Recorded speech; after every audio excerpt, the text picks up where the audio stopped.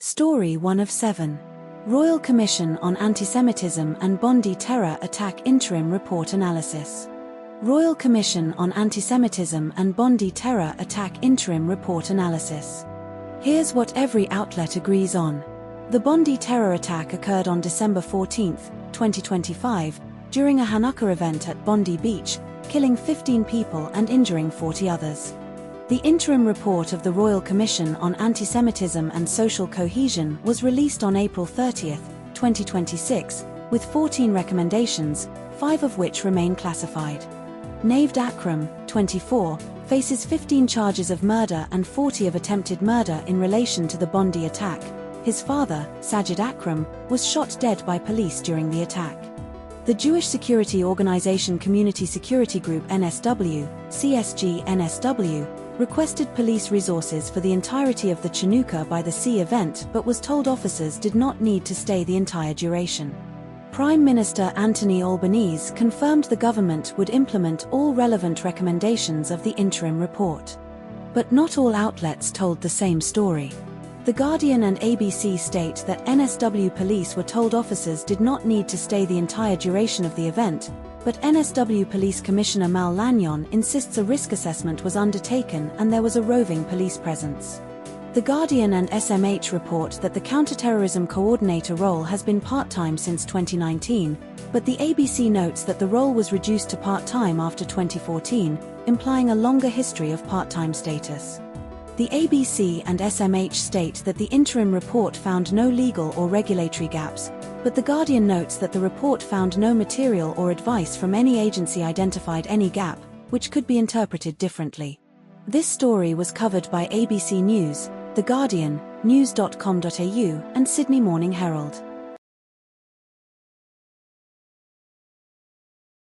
Story 2 of 7.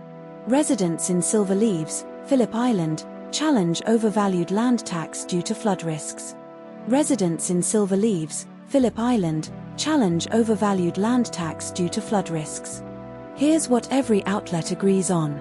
Residents of Silverleaves on Phillip Island are contesting land tax valuations, arguing they are overvalued due to flood and coastal erosion risks, with some receiving significant reductions, e.g., $775,000 to $175,000.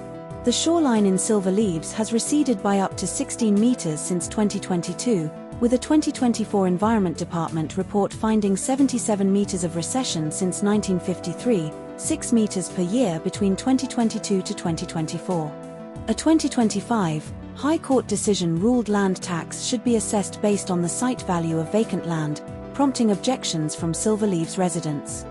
Melbourne Water and Base Coast Shire Council previously refused a 2024 VCAT permit for construction in Silverleaves due to flood and erosion risks. Nationals MP Marion Barter raised the issue in Parliament, questioning why land tax notices were issued at odds with the High Court ruling. But not all outlets told the same story. ABC states the High Court ruling in late 2025 directly influenced the valuation reductions, while The Age claims the Department of Transport and Planning denied the changes were a result of the High Court decision. ABC reports the SRO told residents new valuations would apply to all in 2027, while The Age does not mention this timeline explicitly and focuses on the need for a statewide review. The Age cites a 2024 Environment Department report on shoreline recession, 77m since 1953, but ABC only references recession since 2022, 16m, without the 1953 baseline. This story was covered by ABC News and The Age. Story 3 of 7. Cold case of missing Gold Coast woman Marion Barter investigated with $1 million reward. Cold case of missing Gold Coast woman Marion Barter investigated with $1 million reward. Here's what every outlet agrees on. Marion Barter, original name, legally changed her name to Florabella Natalia Marion Remakel in 1997. Marion Barter was last confirmed sighted at a bus depot on Scarborough Street, Southport, Queensland, on June 22, 1997, before departing Australia for the UK. Marion Barter's disappearance was reported to police in Byron Bay on October 22, 1997, after she failed to contact her son for his birthday. An unknown person accessed Marion Barter's bank account and transferred $80,000 after her disappearance. Marion Barter was romantically involved with a man named Rick Bloom, known to her as Fernand Remakel, before her disappearance. But not all outlets told the same story. ABC states the coronial inquest was held in 2021, while Newskamau states the NSW state coroner ruled in 2024, but both agree the ruling was made in 2024, likely a timeline clarification. Newskamau mentions the case was reopened in 2019 after media coverage, but ABC does not specify this detail. This story was covered by ABC News and news.com.au. Story 4 of 7. 4 men face court for alleged Anzac Day heckling in Melbourne 2025. 4 men face court for alleged Anzac Day heckling in Melbourne 2025. Here's what every outlet agrees on. 4 men, Jacob Hassant, Nathan Bull, Michael Nelson, and Ian Lomax, are charged with offensive behavior, offending against decency in the Shrine of Remembrance, and taking part in a disturbance within the shrine during the 2025 Anzac Day dawn service in Melbourne. The alleged disruption began during Indigenous elder Mark Brown's Welcome to Country ceremony at approximately 5:40 a.m. on April 25, 2025. Jacob Hassant allegedly called out, "What about the Anzacs? And we don't need to be welcomed to our own country" during the service. Nathan Bull allegedly yelled the Anzacs fought for white Australians and the first heads of the RSL were pro-white Australia. Witnesses described the alleged behaviour as disgusting and upsetting, with one attendee stating the hecklers showed no respect for the people who were there to honour their parents and grandparents. But not all outlets told the same story. The ABC article describes Ian Lomax as a Ballarat dentist who was suspended from practicing, while Newskamau does not specify his profession beyond his name. Newskamau does not mention that 3 of the accused are well-known white supremacists, a detail only provided by ABC. This story was covered by ABC News and news.com.au. Story 5 of 7. Baby death and infant hospitalization at Wagga Wagga homeless encampment sparks housing crisis debate. Baby death and infant hospitalization at Wagga Wagga homeless encampment sparks housing crisis debate. Here's what every outlet agrees on.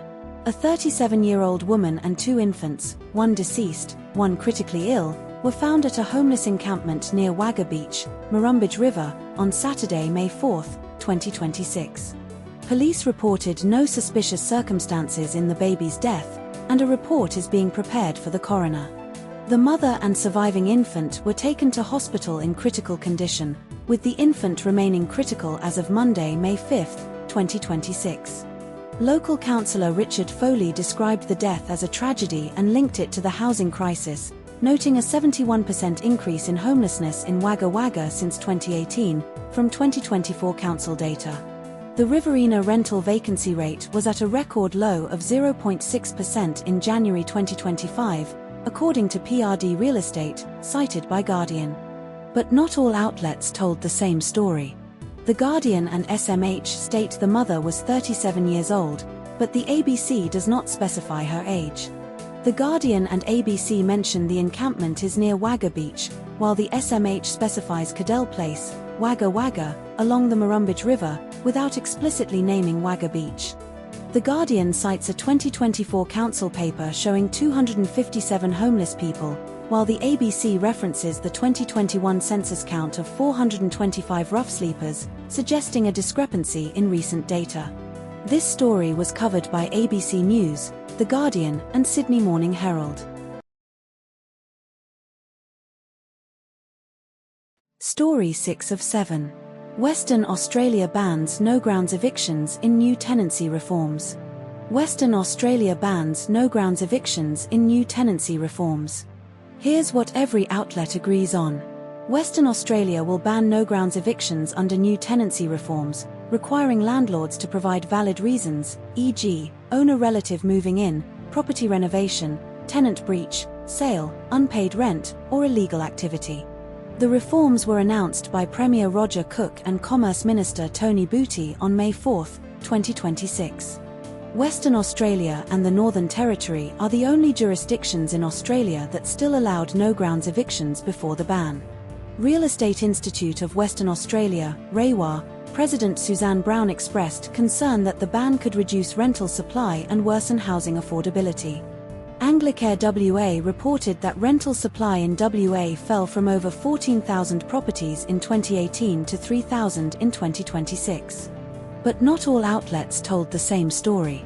News Kamau states the reforms include restrictions on the types of information landlords can request from prospective tenants, but ABC does not mention this detail.